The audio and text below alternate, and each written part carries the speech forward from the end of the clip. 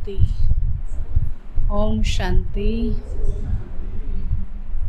आज है 2 जून 2022 के साकार महावाक्य 2/6/2022। कल की मुरली याद है क्या? सुना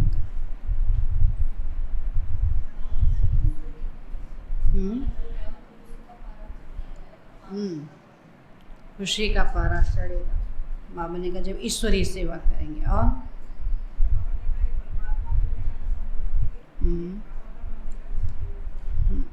अल्फा और बी और पवित्र भी बनना है। दोनों में अंतर बाबा ने, दोनों है एक ही, लेकिन एक है पहला जन्म और एक है 84वां जन्म, है ना।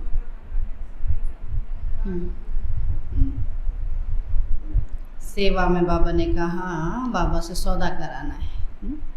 बाबा ने सबसे बड़ा दलाल ब्रह्मा और हम फिर बाबा ने कहा छोटे दलाल, है ना। लेकिन सौदा देने वाला एक शिव बाबा ही है ना, तो सौदा उसी से करना है। तो वो हमारा साजन भी है, तो उससे सगाई भी करनी है। चलो आज बाबा बोले, मीठे बच्चे सत्य बाप तुम्हें सब सत्य सुनाते। सत्य बाप तुम्हें सब सत्य सुनाते हैं।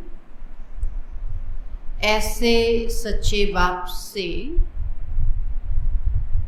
सदा सच्चे रहना है।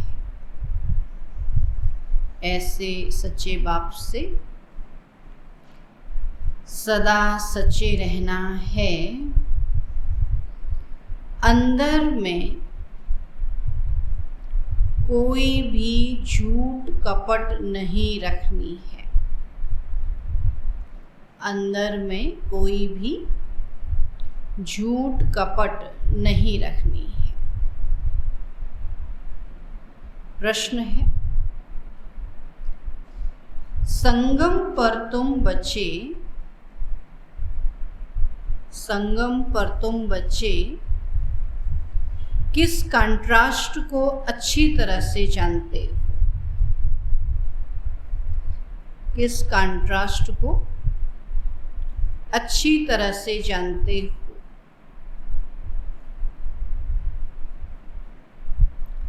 उत्तर है ब्राह्मण क्या करते और शूद्र क्या करते। ब्राह्मण क्या करते और शूद्र क्या करते। ज्ञान मार्ग क्या है और भक्ति मार्ग क्या है। ज्ञान मार्ग क्या है और भक्ति मार्ग क्या है। उस जिस्मानी सेना के लिए युद्ध का मैदान कौन सा है। उस जिस्मानी सेना के लिए युद्ध का मैदान कौन सा है और हमारा युद्ध का मैदान कौन सा है। और हमारा युद्ध का मैदान कौन सा है। यह सब कंट्रास्ट तुम बच्चे ही जानते हो। यह सब कंट्रास्ट तुम बच्चे ही जानते हो। सतयुग अथवा कलयुग में,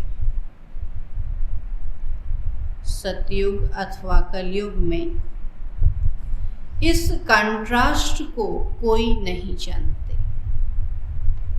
सतयुग अथवा कलयुग में इस कंट्रास्ट को कोई नहीं जानते।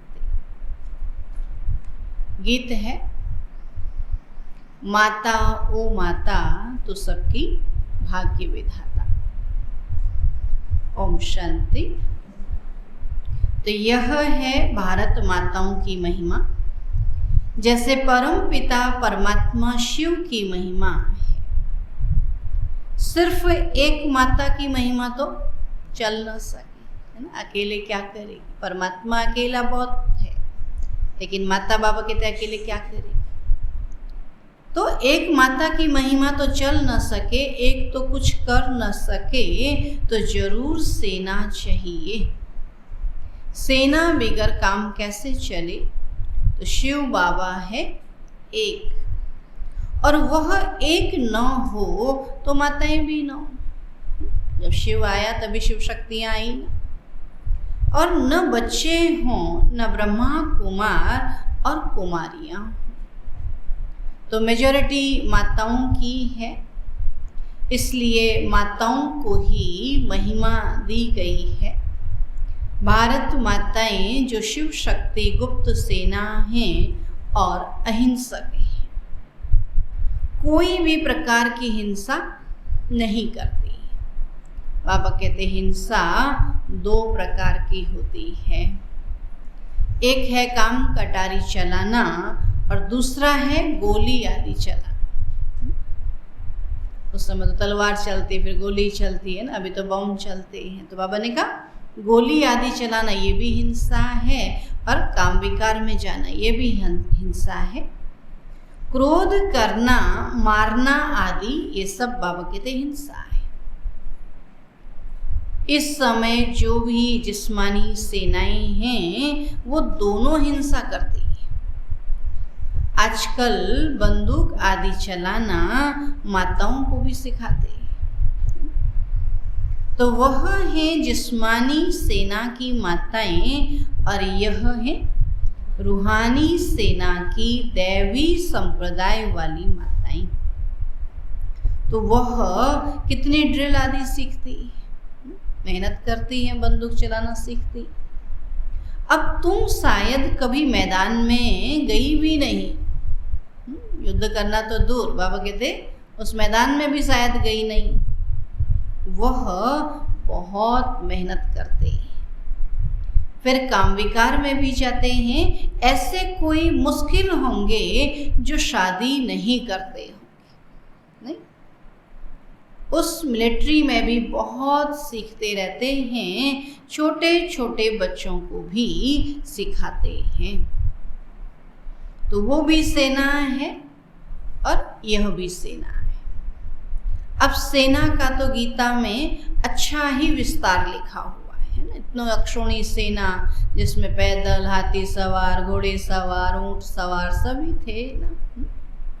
तो बाबा कहते उसमें अच्छा विस्तार लिखा है, परंतु प्रैक्टिकल में क्या है ये तो तुम ही जानते हो कि हम कितने गुप्त हैं। शिव शक्ति सेना क्या करती है,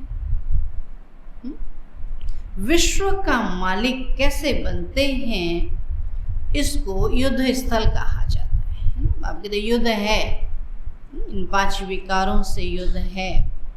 तुम्हारा युद्ध का मैदान भी गुप्त है। मैदान इस मंडवे को कहा जाता है। पूरा जो सृष्टि है इसको मंडवा बाबा कहता है, स्टेज कहता। मंडवे का अर्थ स्टेज है ना।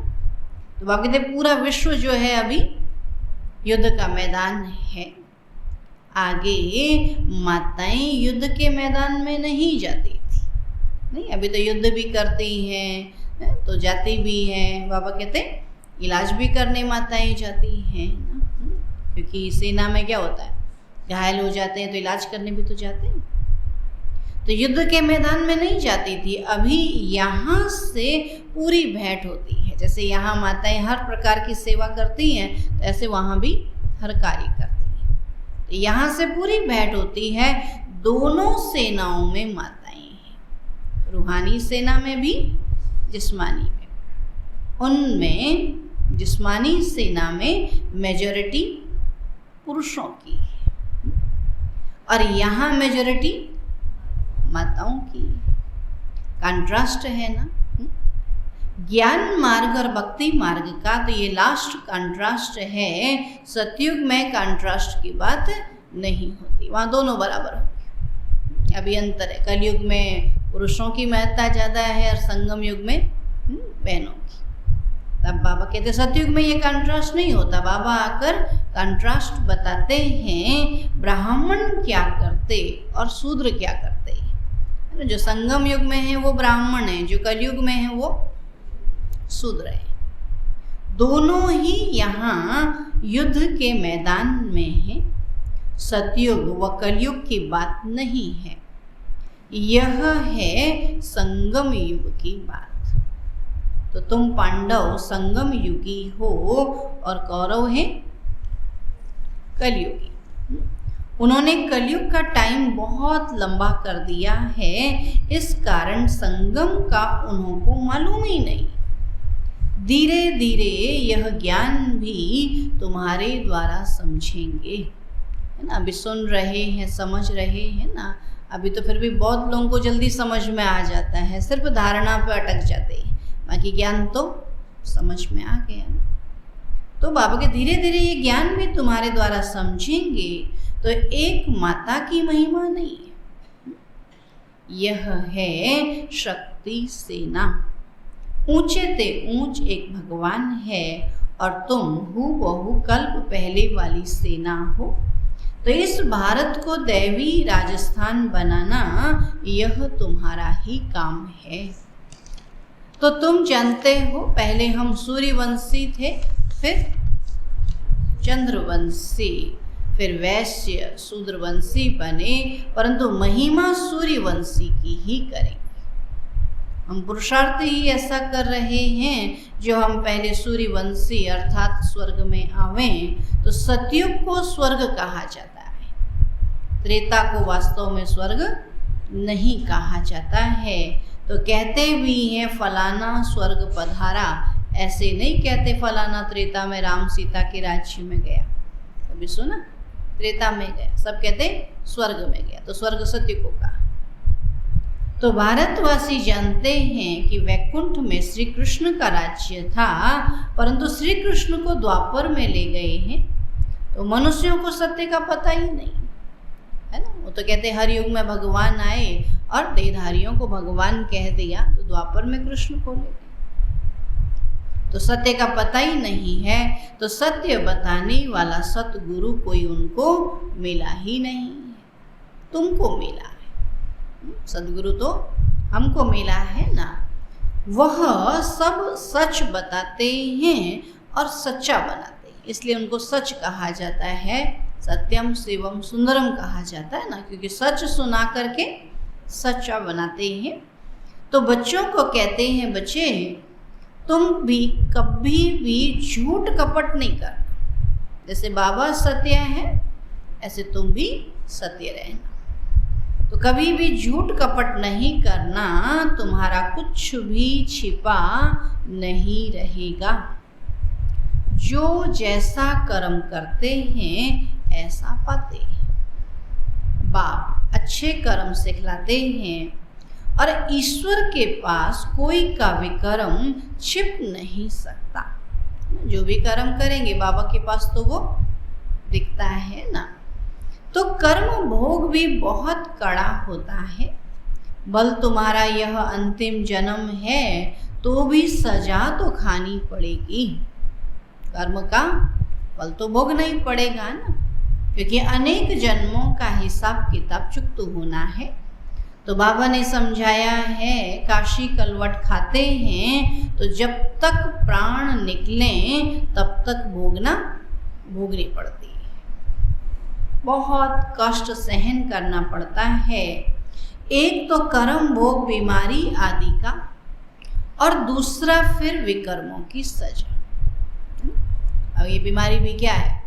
कर्म भोग है। हम बाबा को याद नहीं करते हैं तो बीमारी आती है। तो उस समय फिर कुछ बोल नहीं सकते हैं, चिल्लाते रहते हैं, त्राही त्राही करते। जब सजा मिलेगी ना, बाबा के चिल्लाएंगे, कुछ कर नहीं सकते। पाप आत्माओं को यहाँ भी सजा और वहाँ भी सजा मिलती है।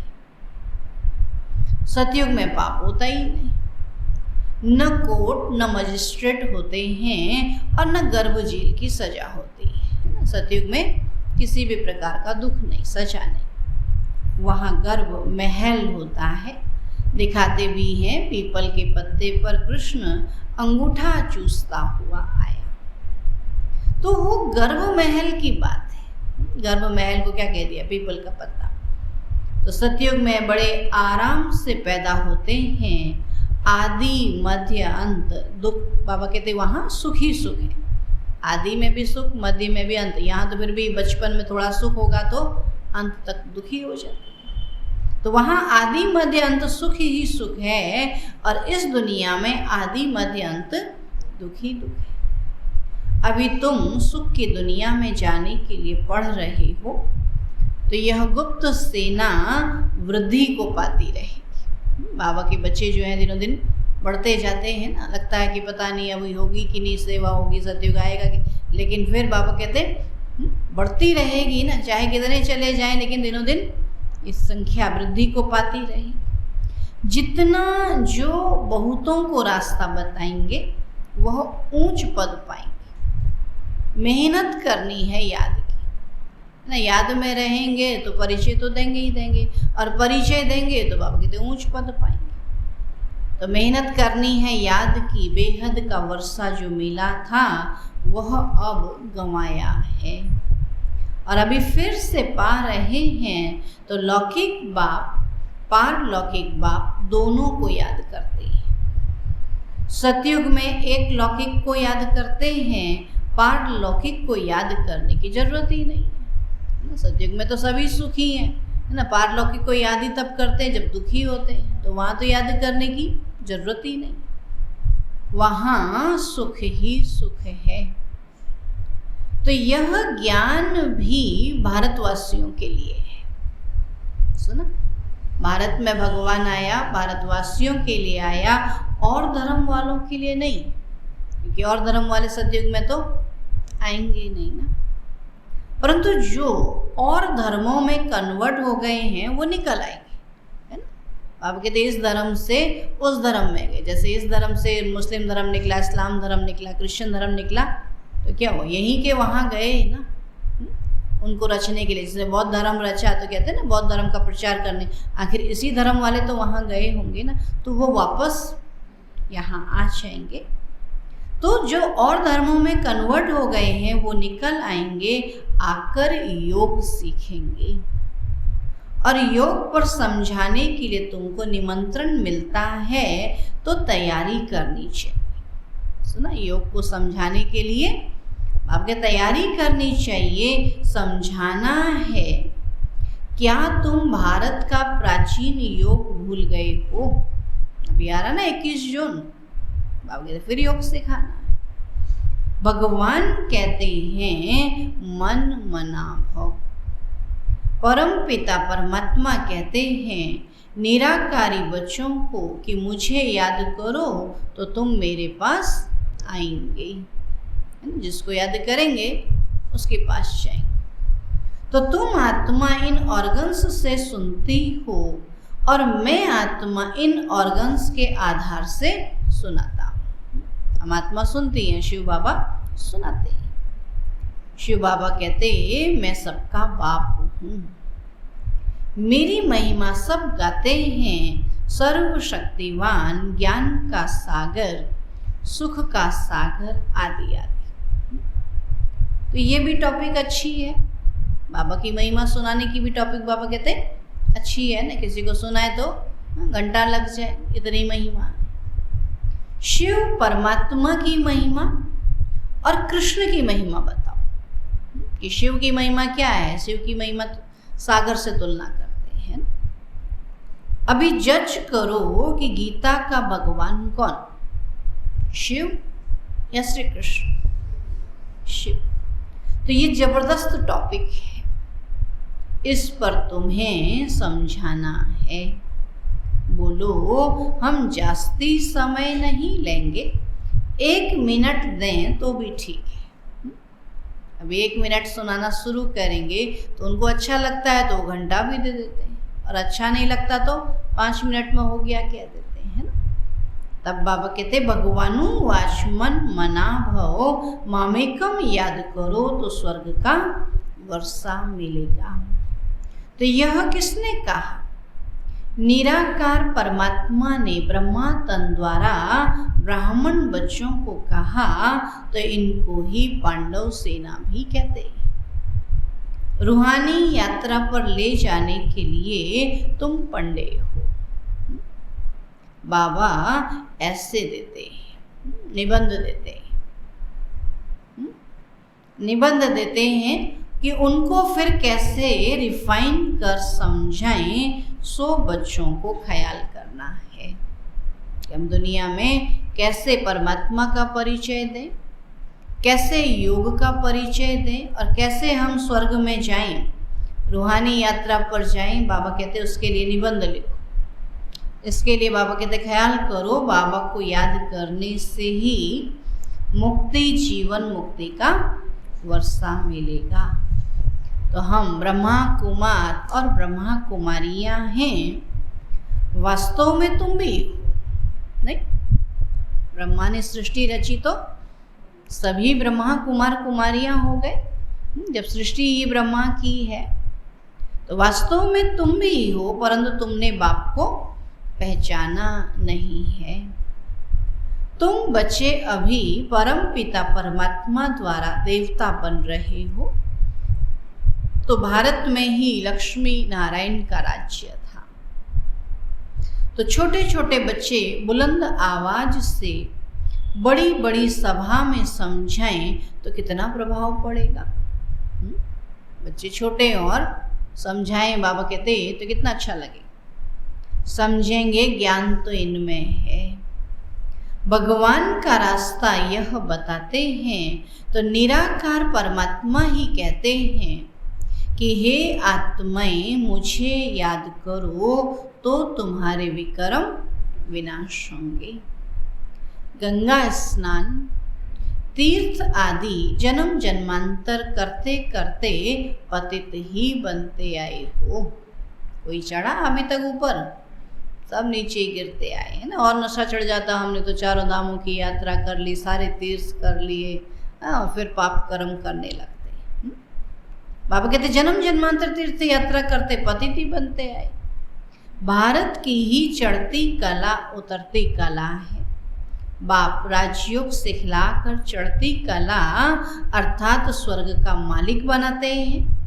और फिर माया रावण नरक का मालिक बनाती है। तो उतरती कला कहेंगे ना। तो जन्म बाई जन्म थोड़ी थोड़ी उतरती कला होती जाती है। ज्ञान है चढ़ती कला, भक्ति है उतरती कला, है ना। कहते भी हैं भक्ति के बाद फिर भगवान मिलेगा। जब सारी किताबें पढ़ लेंगे तभी तो भगवान को पहचानेंगे।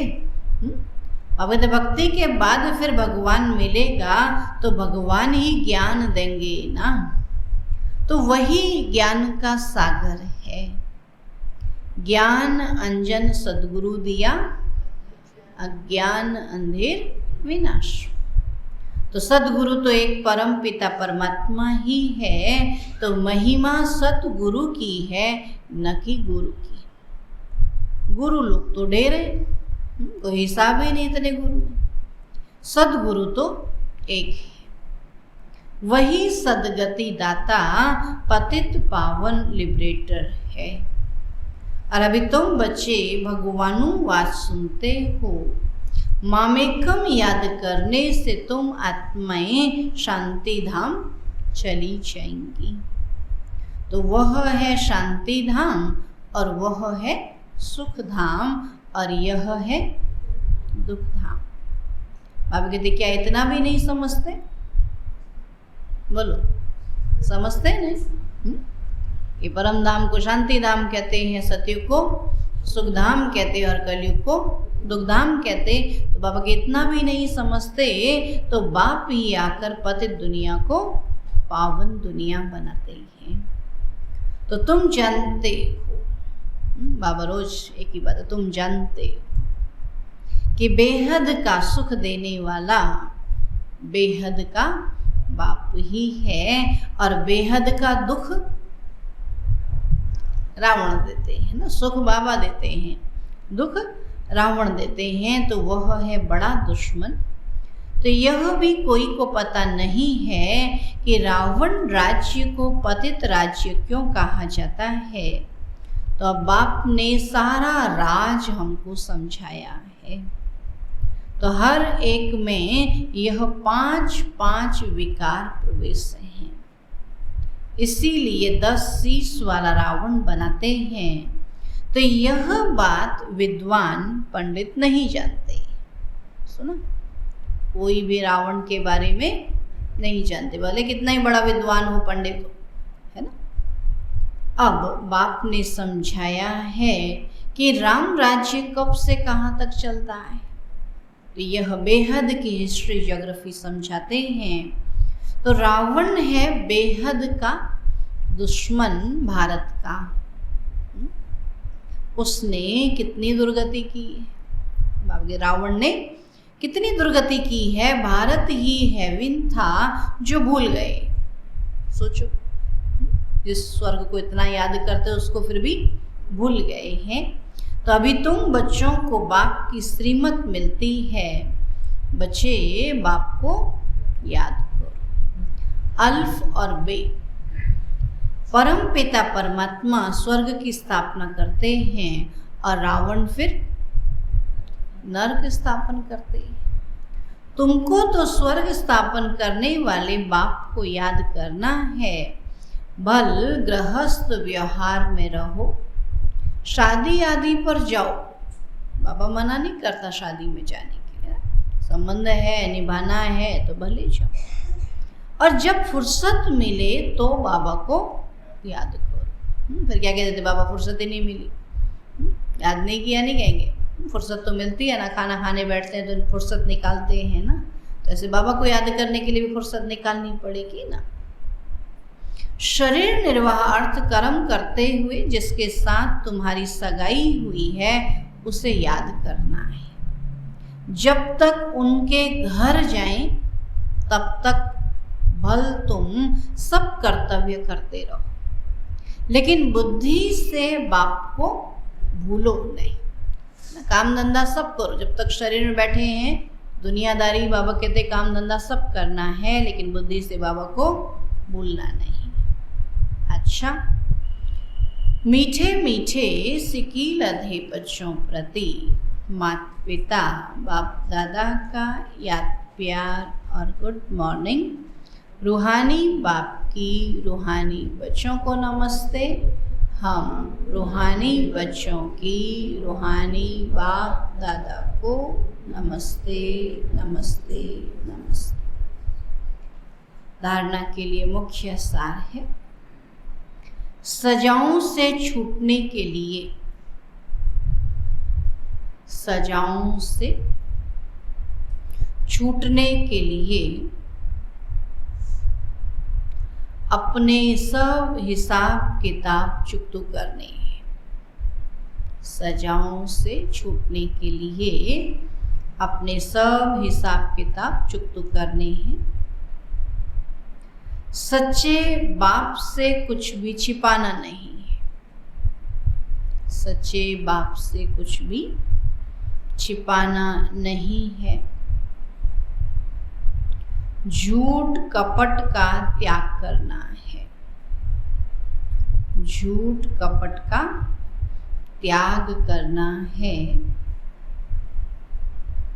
याद की यात्रा में रहना है। याद की यात्रा में रहना है। दूसरा पॉइंट है, जैसे बाप अपकारियों पर भी उपकार करते हैं, जैसे बाप अपकारियों पर भी उपकार करते हैं, ऐसे सब पर उपकार करना है। ऐसे सब पर उपकार करना है। सबको बाप का सत्य परिचय देना है। सबको बाप का सत्य परिचय देना है।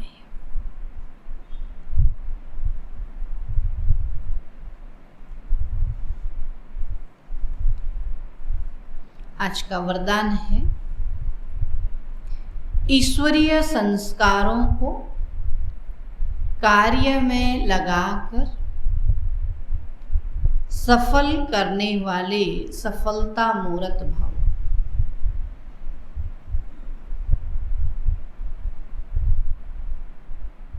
ईश्वरीय संस्कारों को कार्य में लगाकर सफल करने वाले सफलता मूर्त भव।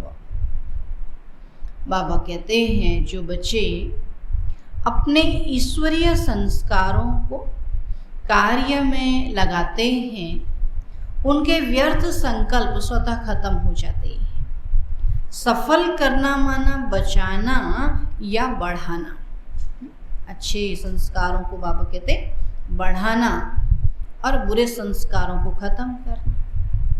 ऐसे नहीं पुराने संस्कार ही यूज करते रहो और ईश्वरीय संस्कारों को बुद्धि के लॉकर में रख दो। जैसे कईयों की आदत होती है अच्छी चीजें या पैसे बैंक अथवा अलमारियों में रखने की। पुरानी वस्तुओं से प्यार होता है, अच्छी चीज यूज नहीं करेंगे, पुराने को ही यूज करते हैं ना। अब कहते पुरानी वस्तुओं से प्यार होता है, वही यूज करते रहते। तो यहाँ ऐसे नहीं करना। यहाँ तो मनसा से, वाणी से, शक्तिशाली वृत्ति से अपना सब कुछ सफल करो तो सफलता मूर्त बन जाएंगे, है ना। बाबा ने जो ईश्वरीय संस्कार दिए, ईश्वरीय दैवी गुण दिए, तो उनको बाबा कहते यूज करना, तो पुराने अपने आप खत्म हो जाएंगे। स्लोगन है, बाप और मैं, बाप और मैं, यह छत्र छाया साथ है तो कोई भी विघन ठहर नहीं सकता। बाप और मैं, यह छत्र छाया साथ है तो कोई भी विघन ठहर नहीं सकता। सभी ब्राह्मण बच्चों प्रति विशेष अटेंशन। परमात्मा महावाक्य, एक बल एक भरोसा, अर्थात सदा निश्चय